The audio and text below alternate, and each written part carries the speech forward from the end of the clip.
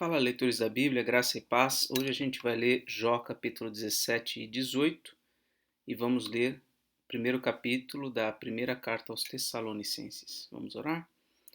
Senhor Deus e Pai, buscamos, ó Deus, ao Senhor nessa hora, pedimos teu auxílio na leitura que vamos fazer, que o Senhor aplique tua palavra ao nosso coração e à nossa vida. Em nome de Jesus. Amém. Jó capítulo 17 é a continuação da resposta de Jó. Ele diz: O meu espírito vai se consumindo, os meus dias vão se apagando, e só tenho diante de mim a sepultura. Estou cercado de zombadores e os meus olhos são obrigados a contemplar as suas provocações. Então Jó está bastante incomodado com as falas dos seus supostos amigos, né? A essa altura a gente já nem sabe mais se eles são amigos, né? Dá-me, ó Deus, um penhor e ser o meu fiador diante de ti. Quem mais haverá que possa se comprometer comigo? Fechaste o coração deles para o entendimento e por isso não os exaltarás. Se alguém entrega os seus amigos como presa, os olhos de seus filhos desfalecerão. Mas ele me pôs por provérbio dos povos. Tornei-me como aquele em cujo rosto se cospe. Os meus olhos se escureceram de mágoa e todos os meus membros são como a sombra. Os retos ficam admirados com isso, e os inocentes se levantam contra os ímpios. O justo segue o seu caminho e o puro de mãos se torna cada vez mais forte. Mas voltem todos vocês e venham cá, porque não acharei nenhum sábio entre vocês. Os meus dias passaram e fracassaram os meus planos, os desejos do meu coração. Transformam a noite em dia e dizem: a luz está perto das trevas.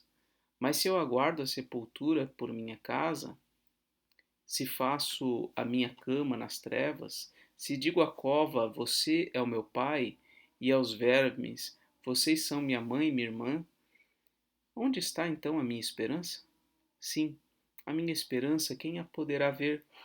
Ela descerá até as portas do mundo dos mortos, quando juntos descansarmos no pó. Agora a segunda fala de Bildade. A terra, capítulo 18. A terra será abandonada por sua causa? Então Bildade, o suíta, tomou a palavra e disse: Até quando você andará à caça de palavras? Considere bem e então falaremos. Porque somos considerados como animais e passamos por tolos aos seus olhos? Você que se despedaça em sua ira, pensa que a terra será abandonada por sua causa?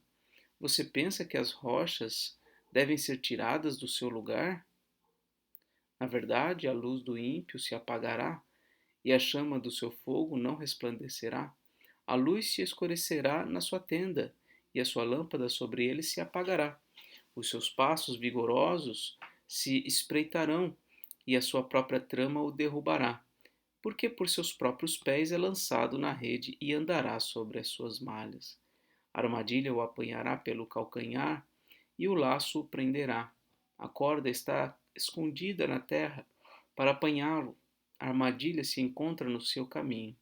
Terrores o amedrontam de todos os lados e o perseguem a cada passo. A calamidade virá faminta sobre ele e a miséria estará alerta ao seu lado.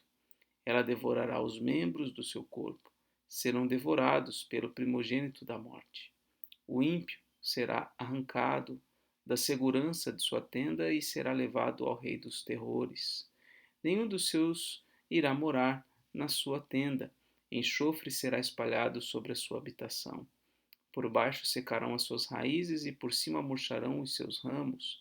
A sua memória desaparecerá da terra e pelas praças não terá nome. Da luz o lançarão nas trevas e o afugentarão do mundo.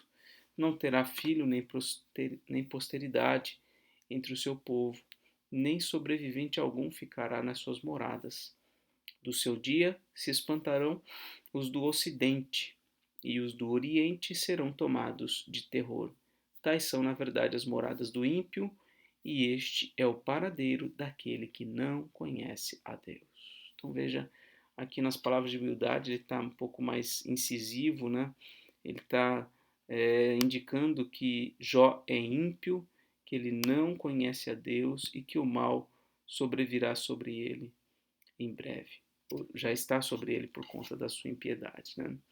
O capítulo 19 vai ser então a resposta de Jó. Agora vamos ao primeiro capítulo da primeira carta aos Tessalonicenses. Mais uma carta de Paulo. Lembrando aqui, nós já lemos o livro de Atos, capítulo 17, se eu não estou enganado, é quando ele planta a igreja de Tessalônica através do trabalho de ensino e de pregação durante 3 sábados na sinagoga de Tessalônica. A partir dali surge a igreja de Tessalônica, uma igreja bastante elogiada pelo apóstolo Paulo. Paulo, Silvano e Timóteo, a igreja dos Tessalonicenses em Deus, Pai e no Senhor Jesus Cristo. Que a graça e a paz estejam com vocês. Sempre damos graças a Deus por todos vocês, fazendo menção de vocês em nossas orações e sem cessar lembrando-nos diante do nosso Deus e Pai da operosidade da fé que vocês têm, da dedicação do amor de vocês e da firmeza da esperança que tem em nosso Senhor Jesus Cristo. Sabemos, irmãos amados por Deus, que Ele os escolheu, porque o nosso Evangelho não chegou a vocês somente em palavra, mas também em poder, no Espírito Santo e em plena convicção. E vocês sabem muito bem qual foi o nosso modo de agir entre vocês para o próprio bem de vocês. E vocês se tornaram nossos imitadores e do Senhor, recebendo a palavra com alegria que vem do Espírito Santo, apesar dos muitos sofrimentos.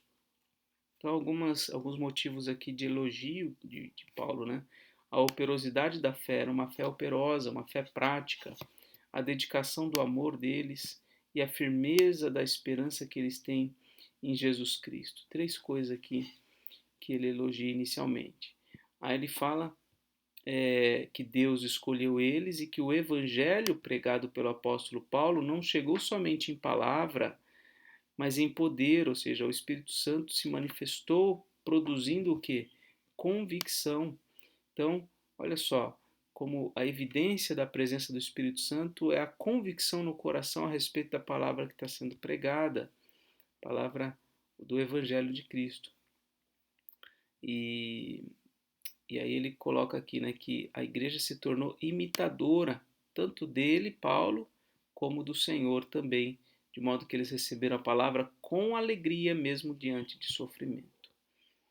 Versículo 7. Assim vocês se tornaram modelo tanto para os crentes na Macedônia e na Acaia, porque a partir de vocês a palavra do Senhor repercutiu não só na Macedônia e na Acaia, mas a fé que vocês têm em Deus repercutiu em todos os lugares, a ponto de não termos necessidade de dizer mais nada a respeito disso. Porque no que se refere a nós, as pessoas desses lugares falam sobre como foi a nossa chegada no meio de vocês e como, deixando os ídolos, vocês se converteram a Deus para servir o Deus vivo e verdadeiro e para aguardar dos céus o seu Filho, a quem ele ressuscitou dentre os mortos, a saber, Jesus, que nos livra da ira vindoura. Então, mais alguns elogios. Ele fala que a igreja se tornou um modelo para todos os crentes dessas regiões.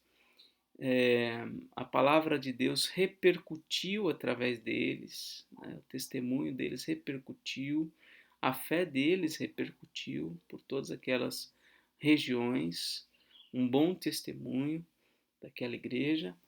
O que mais que eu posso destacar aqui? Pelo impacto, né, que o evangelho trouxe na vida deles. Olha só, as pessoas desses lugares falam sobre como foi a nossa chegada no meio de vocês e como, deixando os ídolos, se converter a Deus. Então, essa conversão, né, que envolve o abandono dos ídolos, né, o arrependimento dos pecados, para servir o Deus vivo e verdadeiro e aguardar a volta de Jesus, né? Então, esse é o primeiro capítulo da primeira carta de Paulo aos Tessalonicenses. Ok? Vamos fazer aqui a marcação. Então, essa foi a leitura de hoje. Um forte abraço e até mais, se Deus quiser.